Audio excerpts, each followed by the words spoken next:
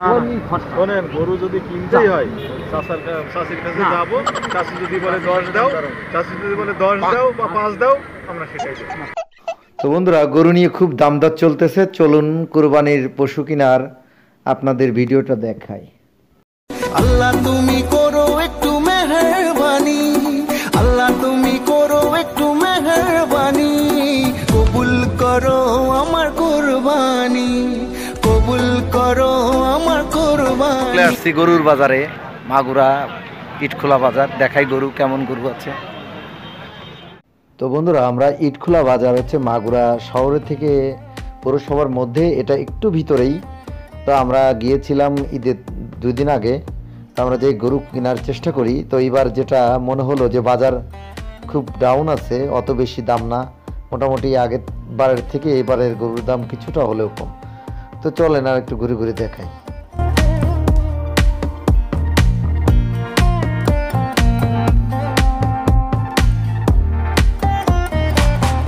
মোটামুটি গরুর সাথে ছাগলের দামও কিছুটা ডাউন আছে। তো দেখতে পাচ্ছেন ভীষণ ভীষণ বড় বড় এক একটা ছাগল, দেখতেই অনেক সুন্দর লাগতেছে, হিউজ টাইপের, অনেক গরুর মতন এক একটা করে ছাগল। তো আজকে মূলত আমরা এখান থেকে গরু কেনার চেষ্টা করব।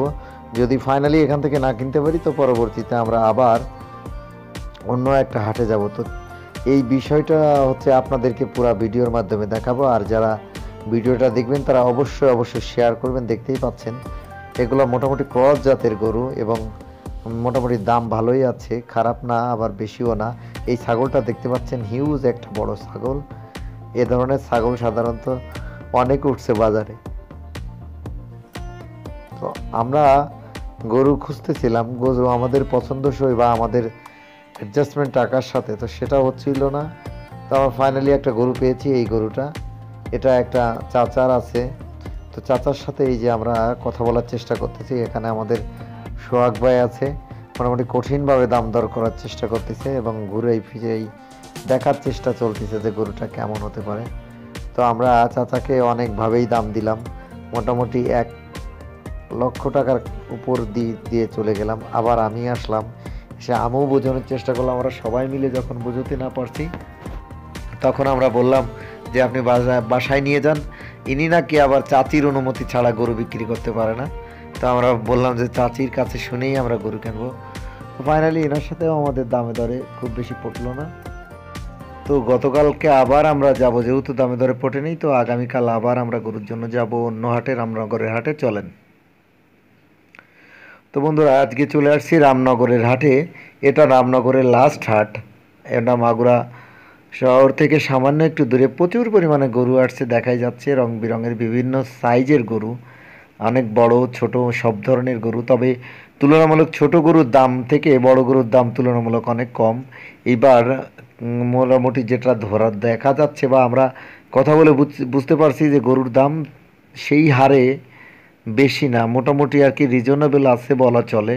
কারণ যে হারে বাড়ার কথা ছিল সেই হারে মোটামুটি দাম আসতেছে না।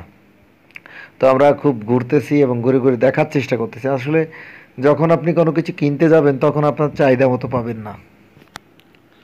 তো বন্ধুরা, আজকে তাপমাত্রা অনেক বেশি, দেখতেই পাচ্ছেন মানুষ আখের রস খাচ্ছে। আর এপাশে গরু নিয়ে যে কত রকমের তেলিস্পাতি কাণ্ড হয় এই কোরবানির সময় দেখা যায়। এই গরুটা বাগানের ভিতর দৌড় মারতেছে, দুজনে তাকে প্রাণপণে চেষ্টা করতেছে ঠেকানোর। বিভিন্ন বদ টাইপের গরু থাকে তার মধ্যে একটা, এটা হচ্ছে মাঝে মাঝে শুয়ে পড়তেছে বা এদিক সেদিক দৌড় মারতেছে। তো কুরবানির এই হচ্ছে মজা।